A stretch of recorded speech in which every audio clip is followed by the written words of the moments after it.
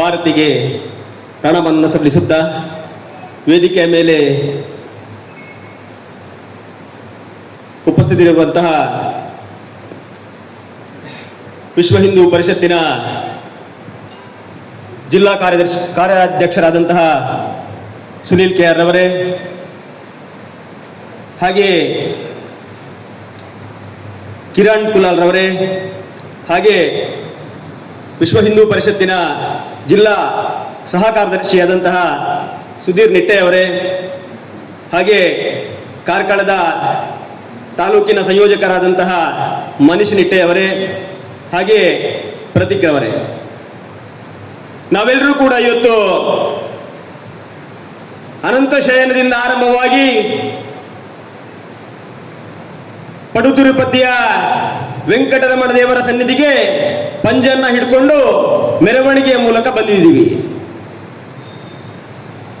ಕೆಲವರಿಗೆ ಅನಿಸಬಹುದು, ಇವರು ಯಾಕಾಗಿ ಇವರಿಗೆ ಕೆಲಸ ಇಲ್ವಾ, ಕಾರ್ಯಕರ್ತರು ಸ್ವಲ್ಪ ಸೇರಿಕೊಂಡು ಪಂಜನ್ನು ಹಿಡ್ಕೊಂಡು ಇವರು ವರ್ಷಕ್ಕೆ ಒಂದು ಸಲ ಹೋದ್ರೆ ಸ್ವಾತಂತ್ರ್ಯ ಆಯ್ತಾ, ಅಖಂಡ ಭಾರತ ಆಯ್ತಾ ಎನ್ನುವಂಥದ್ದು ಕೆಲವರಿಗೆ ಅನಿಸಬಹುದು.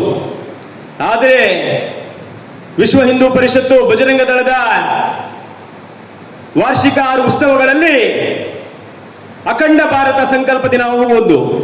ಹಾಗಾಗಿ ಪ್ರತಿ ವರ್ಷವೂ ಕೂಡ ಭಾರತ ಅಖಂಡ ಆಗಬೇಕು ಎನ್ನುವಂತಹ ದೃಷ್ಟಿಯಿಂದ ನಾವು ಪಂಜಿನ ಮೆರವಣಿಗೆ ಎಂಬ ಈ ಒಂದು ಕಾರ್ಯಕ್ರಮವನ್ನು ಪ್ರತಿ ವರ್ಷವೂ ಕೂಡ ಮಾಡ್ತಾ ಬಂದಿದ್ದೇವೆ.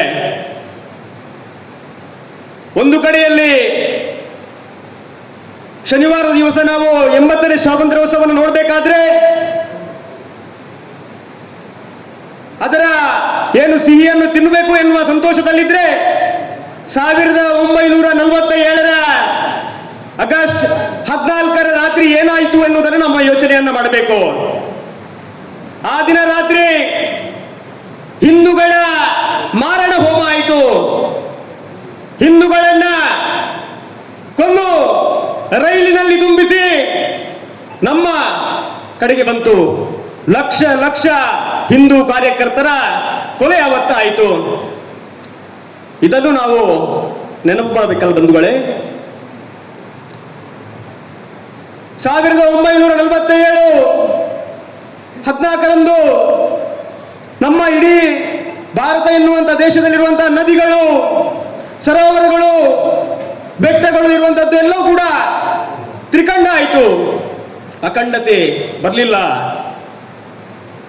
ಅದಕ್ಕೋಸ್ಕರ ಅಖಂಡ ಭಾರತ ತಮ್ಮ ತಮ್ಮ ಸ್ವಾರ್ಥಕ್ಕೋಸ್ಕರ, ತಮ್ಮ ತಮ್ಮ ಅಧಿಕಾರಕ್ಕೋಸ್ಕರ, ಎಲ್ಲದಕ್ಕೋಸ್ಕರ ಇದನ್ನ ತುಂಡು ಮಾಡಿದರು ಬಂಧುಗಳೇ.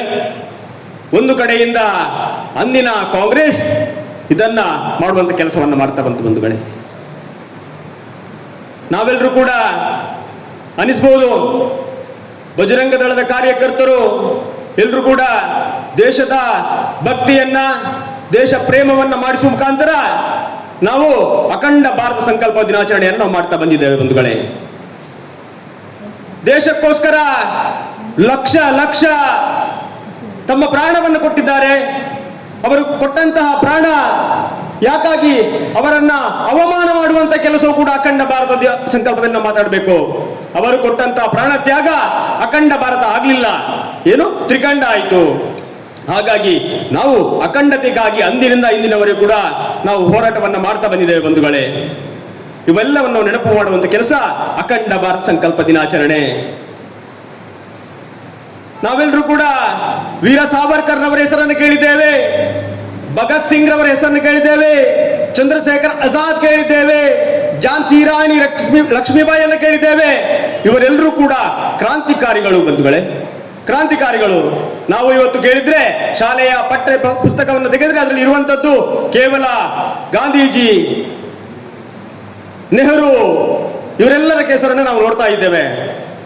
ಆದ್ರೆ ನಮಗೆ ಸ್ವಾತಂತ್ರ್ಯದಲ್ಲಿ ಮುಂಚೂಣಿಯಲ್ಲಿ ಕೆಲಸ ಮಾಡಿದಂತಹ ಸಾವರ್ಕರ್, ಭಗತ್ ಸಿಂಗ್, ಚಂದ್ರಶೇಖರ್ ಆಜಾದ್ ಇವರ ಹೆಸರುಗಳು ಯಾವ ಪುಸ್ತಕದಲ್ಲಿ ಇಲ್ಲ ಬಂಧುಗಳೇ. ಇದನ್ನು ತಿಳಿಬೇಕಾದ್ರೆ ನಾವು ಅಖಂಡ ಭಾರತ ಸಂಕಲ್ಪ ದಿನಾಚರಣೆಯನ್ನು ಮಾಡಬೇಕು. ನಮ್ಮ ಮುಂದಿನ ಪೀಳಿಗೆಗೆ ತಿಳಿಸಬೇಕಾದ್ರೆ ಇಂತಹ ಕಾರ್ಯಕ್ರಮಗಳನ್ನು ಮಾಡಬೇಕು ಬಂಧುಗಳೇ. ನಾವು ವಿಶ್ವ ಹಿಂದೂ ಪರಿಷತ್ ಹೋರಾಟವನ್ನ ಇವತ್ತು ಮಾಡ್ತಾ ಬರ್ತಾ ಇದೆ. ರಾಮ ಮಂದಿರದ ಹೋರಾಟ ಇರಬಹುದು, ದತ್ತಾಪೀಠದ ಹೋರಾಟ ಇರಬಹುದು, ಬೂಡಾ ಅಮರನಾಥ್ ಹೋರಾಟ ಇರಬಹುದು, ತಿರುಪತಿ ಆಂದೋಲನ ಇರಬಹುದು, ಎಲ್ಲವನ್ನೂ ಕೂಡ ವಿಶ್ವ ಹಿಂದೂ ಪರಿಷತ್ ಕೈಗೆತ್ತಿಕೊಂಡು ಹಿಂದೂಗಳಿಗೆ ನೆಮ್ಮದಿಯಾಗಿರಬೇಕು, ಹಿಂದೂಗಳು ಈ ದೇಶದಲ್ಲಿ ನೆಮ್ಮದಿಯಾಗಿ ಮಲಗಬೇಕು ಎನ್ನುವಂಥ ದೃಷ್ಟಿಯಿಂದ ಈ ಹೋರಾಟಗಳನ್ನು ವಿಶ್ವ ಹಿಂದೂ ಪರಿಷತ್ ಬಜರಂಗ ದಳ ಕಳೆದ 60 ವರ್ಷಗಳಿಂದ ಬರ್ತಾ ಇದೆ. ನಮಗನಿಸಬಹುದು ನಾವು ಇಷ್ಟು ಜನ ಕಾರ್ಯಕರ್ತರಿದ್ದೇವೆ, ಬೇರೆಯವ್ರಿಗೆ ಅನಿಸಬಹುದು, ಯಾಕಂದ್ರೆ ನಾವೇನು ನಿಮ್ಮಂತೆ ನಿದ್ರೆ ಮಾಡ್ತೇವೆ. ನಾನು ಹೇಳುವಂಥದ್ದು ನಾವು ಡೆಲ್ಲಿಯಲ್ಲಿ ಮುನ್ನಡೆದ ನೋಡಿದ್ದೀವಿ. ಆದರೆ ನಮ್ಮ ಕಾರ್ಕಳ, ನಮ್ಮ ಊರಿನಲ್ಲಿಯೂ ಕೂಡ ಜಿಹಾದಿ ಮನಸ್ಥಿತಿಗಳು ಕೆಲಸವನ್ನ ಮಾಡ್ತಾ ಇದೆ. ಹಿಂದೂ ಸಮಾಜವನ್ನ ಒಡೆಯುವಂತ ಕೆಲಸವನ್ನ ಮಾಡ್ತಾ ಇದ್ದಾರೆ. ಹಿಂದೂಗಳ ಮೇಲೆ ವಿಷ ಬೀಜವನ್ನ ಬಿತ್ತುವಂತ ಕೆಲಸವನ್ನ ಮಾಡಿದ್ದಾರೆ. ಇದಕ್ಕಾಗಿ ನಾವು ಜಾಗೃತವಾಗಬೇಕಲ್ವೇ? ನಾವೆಲ್ಲರೂ ಕೂಡ ನಮ್ಮ ಜೀವನದಲ್ಲಿ ನಾವು ಸಂಘದ ಬೈಠಕ್ಕಿರ್ಬೋದೆಲ್ಲ ಕೇಳ್ತೇವೆ, ನಮ್ಮ ದಿನದ 1 ಗಂಟೆ ಸಮಯವನ್ನು ನಾವು ಹಿಂದುತ್ವಕ್ಕಾಗಿ ಕೊಡೋಣ, 1 ಗಂಟೆಯನ್ನ ಹಿಂದೂ ಸಮಾಜದ ರಕ್ಷಣೆಗಾಗಿ ಕೊಡೋಣ ಅಂತ ನಾವು ಬೈಠಕಲ್ಲಿ ಕೇಳ್ತೇವೆ. ಇದನ್ನು ನಾವು ಮಾಡದಿದ್ರೆ ಮುಂದಿನ ದಿನ ನಾವೇನು ಭಾರತ ಎಂತ ಈ ಒಂದು ನೋಡ್ತಾ ಇದ್ದೇವೆ, ಭಾರತವನ್ನು ನೋಡ್ತಾ ಇದ್ದೇವೆ, ಇದರಲ್ಲಿ ಮತ್ತೆ ತುಂಡು ಮಾಡುವಂತ ಕೆಲಸವನ್ನು ಇವರು ಮಾಡಲಿಕ್ಕೆ ಹೊರಡ್ತಾ ಇದ್ದಾರೆ. ಹಾಗಾಗಿ ನಾವೆಲ್ಲರೂ ಕೂಡ ಜಾಗೃತವಾಗಿ ಹಿಂದೂ ಸಮಾಜವನ್ನ ಎಚ್ಚರಿಸುವಂತಹ, ಹಿಂದೂ ಸಮಾಜದ ಏನು ಸಮಸ್ಯೆಗಳು ಅದಕ್ಕೆ ಸರಿಯಾಗಿ ರೂಪನ್ನು ಕೊಡುವಂತ ಕೆಲಸವನ್ನ ನಾವು ಸಂಘಟನೆಯ ಕಾರ್ಯಕರ್ತರು ಮಾಡಬೇಕಾಗಿದೆ. ಬಂಧುಗಳೇ, ನಮಗೆ ಇರುವಂತದ್ದು ಒಂದು ದೇಶ, ಈ ದೇಶವನ್ನ ಉಳಿಸಬೇಕು, ಈ ಧರ್ಮವನ್ನ ಉಳಿಸಬೇಕು, ನಮ್ಮ ತನಗಳನ್ನ ಉಳಿಸಬೇಕು ಎನ್ನುವಂತ ದೃಷ್ಟಿಯಿಂದ ನಾವು ಕೆಲಸವನ್ನ ಮಾಡ್ತಾ ಬಂದಿದ್ದೇವೆ. ಬಂಧುಗಳೇ, ಈಗ ನಮ್ಮ ತನಗಳು ಎಲ್ಲಿ ಹೋಗಿದೆ ಅಂದ್ರೆ, ನಾವೆಲ್ಲರೂ ಕೂಡ ಕೆಲವು ಪುಸ್ತಕದಲ್ಲಿ ನೋಡುವಂತಹ, ನಾವೀಗ ಒಂದು ಕಡೆ ನಾವು ಗೋಹತ್ಯೆ ವಿಚಾರದಲ್ಲಿ ನಾನು ಹೇಳಿದ್ದೇನೆ, ನಾವು ಸಣ್ಣದಿರುವಾಗಿರ್ಬೋದು, ಹಿಂದಿನ ತಲೆಮಾರಲ್ಲಿ ಇರ್ಬೋದು, ಗೋವನ್ನ ನಾವು ಎಷ್ಟು ಪೂಜನೀಯವಾಗಿ ನೋಡ್ತಾ ಇದ್ದೀವಿ. ಎಲ್ಲ ಕಡೆ ನಾವು ರೋಡಲ್ಲಿ ಹೋಗ್ಬೇಕಾದ್ರೆ ಗೋವುಗಳನ್ನು ನೋಡ್ತಾ ಇದ್ವಿ. ಆದ್ರೆ ಈಗ ನಮ್ಮ ಮನೆಯ ಹಟ್ಟಿಗೆ ಬಂದು ಗೋವುಗಳನ್ನು ಕೊಂಡು ಹೋಗುವಂತ ಕೆಲಸ ಆಗ್ತಾ ಇದೆ. ಇದರ ರಕ್ಷಣೆ ಆಗ್ಬೇಕಲ್ಲ ಬಂಧುಗಳೇ. ಅಖಂಡ ಭಾರತದೊಂದಿಗೆ ಇದನ್ನು ಕೂಡ ರಕ್ಷಣೆ ಮಾಡುವಂತಹ ಜವಾಬ್ದಾರಿ ನಮ್ಮ ಮೇಲಿದೆ ಬಂಧುಗಳೇ.